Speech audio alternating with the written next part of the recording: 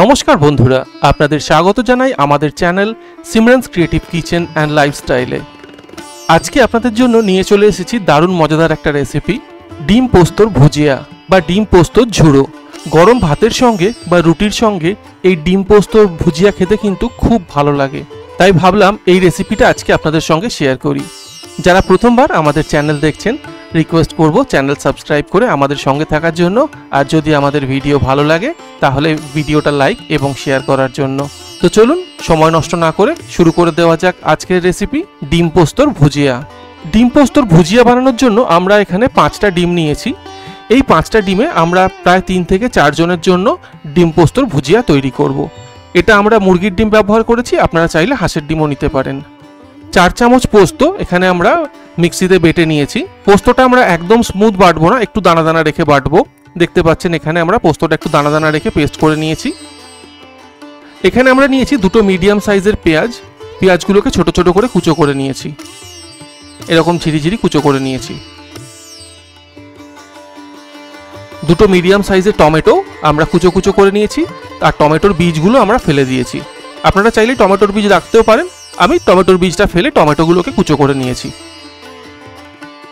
1 চামচ নিয়েছি আদা রসুন বাটা, আর একটা ছোট কাঁচা লঙ্কা কুচো কুচো করে নিয়েছি। কাঁচা লঙ্কাটা আপনারা যে পরিমাণ ঝাল খান সেই অনুযায়ী ব্যবহার করবেন। খুব সামান্য উপকরণ। তো প্রথমেই আমরা ডিমগুলোকে ফাটিয়ে নেব।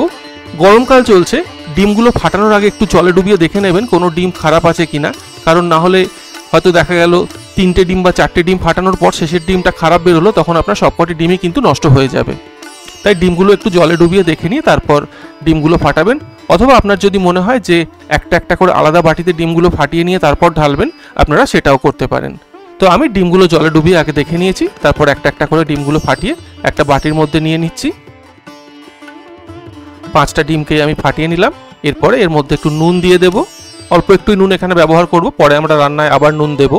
এবার ডিমগুলোকে ভালো করে ফেটিয়ে নেব। ডিমগুলো ফেটানোর সময় খেয়াল রাখবেন নুনটা যেন ভালোভাবে মিশে যায়, না হলে নুনের ডেলা থাকলে কিন্তু সেটা মুখে পড়লে ভালো লাগবে না। কেন জানি না আমার সঙ্গেই এটা হয়, লাস্ট ডিমের টুকরোটা মুখে দেওয়ার সময় ঠিক একটা নুনের ডেলা ডিমের সঙ্গে মুখে পড়ে। আপনাদের কারোর সঙ্গে যদি এরকম হয়ে থাকে আমাকে কমেন্টে লিখে জানাবেন। তো ডিম ফেটানো হয়ে গেছে, এবার আমরা চলে আসবো রান্নায়। খুব সহজ রান্না, খুব তাড়াতাড়ি এটা হয়ে যায়। প্রথমেই আমরা কড়াই গরম করে নিচ্ছি। এই রান্নাটা আমরা সরষের তেলে করব। কড়াই গরম হয়ে গেলে আমরা কড়াইতে সরষের তেল নিয়ে নিলাম। তেলটা আমরা ভালো করে গরম করে নেব। এই রান্নাটাতে তেল একটু বেশি নিলাম, কারণ 5টা ডিম ভাজতে হবে, তার সঙ্গে পোস্তটাও আমাদের আছে। তো একটু বেশি তেল নিয়ে আমরা এই রান্নাটা করব। যখন তেলটা আমাদের গরম হয়ে যাবে, আমরা এর মধ্যে কুচো করে রাখা পেঁয়াজগুলো দিয়ে দিচ্ছি। পেঁয়াজগুলোকে একটু সময় তেলে নাড়াচাড়া করে নেব। এই রান্নাটা খুবই তাড়াতাড়ি হয়ে যাবে। তো পেঁয়াজগুলো তেলে একটু সময় হাই ফ্লেমে নাড়াচাড়া করলে দেখবেন পেঁয়াজগুলো একটু ভাজা ভাজা হয়ে এসছে। তখন আমরা এর মধ্যে দিয়ে দিচ্ছি আদা রসুন বাটা। 1 চামচ আদা রসুন বাটায় আমরা এখানে ব্যবহার করেছি। আপনারা যদি এটা না দিতে চান, শুধু আদা বাটা দিলেও হবে। কাঁচা লঙ্কার কুচোটা দিয়ে দিলাম। আগেই বলেছি ঝাল আপনারা যে পরিমাণ পছন্দ করেন সেই অনুযায়ী ব্যবহার করবেন।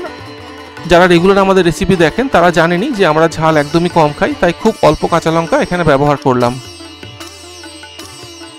এরপর কুচো করে রাখা টমেটোগুলো দিয়ে দিচ্ছি।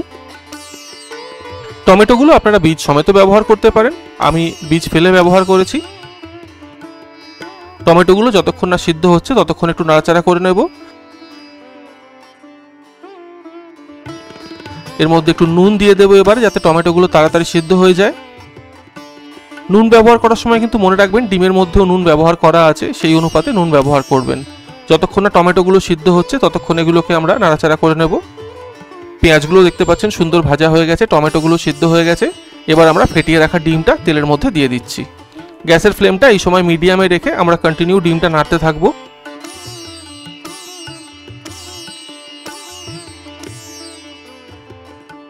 যতক্ষণ না ডিমটা ঝুড়ো ঝুড়ো হচ্ছে ততক্ষণ অবধি আমরা ডিমটা কন্টিনিউ নাড়তে থাকবো।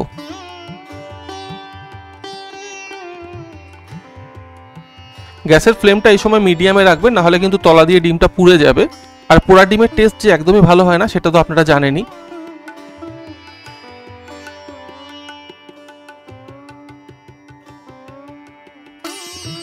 ডিমটা যখন ঝুড়ো ঝুড়ো হয়ে গেল, এবার আমরা বেটে রাখা পোস্তটা এর মধ্যে দিয়ে দিচ্ছি।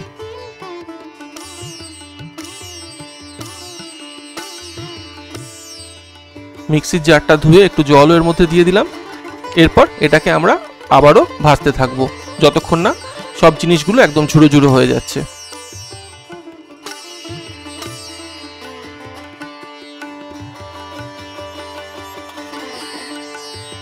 স্বাদ অনুযায়ী দিয়ে দিচ্ছি নুন। আমরা আগেও দুবার নুন ব্যবহার করেছি, সেই অনুপাতে নুনটা দেবেন। দিয়ে দিচ্ছি 1 চামচ চিনি। চিনিটা অপশনাল, আপনারা না চাইলে নাও দিতে পারেন। এরপর এটা আমরা কন্টিনিউ নাড়তে থাকবো যতক্ষণ না পোস্ত এবং ডিমটা ঝুড়ো ঝুড়ো হয়ে আসছে।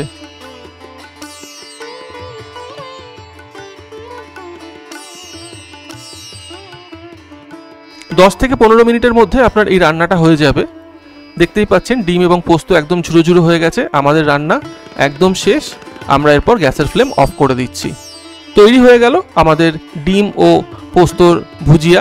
দুপুরে গরম ভাতের সঙ্গে বা রাত্রে রুটির সঙ্গে যে কোনো কিছুর সঙ্গে আপনারা এটা খেতে পারেন। খেতে খুবই ভালো লাগবে। আপনারা এটা বাড়িতে অবশ্যই একবার বানাবেন, প্রিয়জনদের খাওয়াবেন। আর কেমন লাগলো সেটা আমাদের কমেন্টে লিখে জানাতে ভুলবেন না।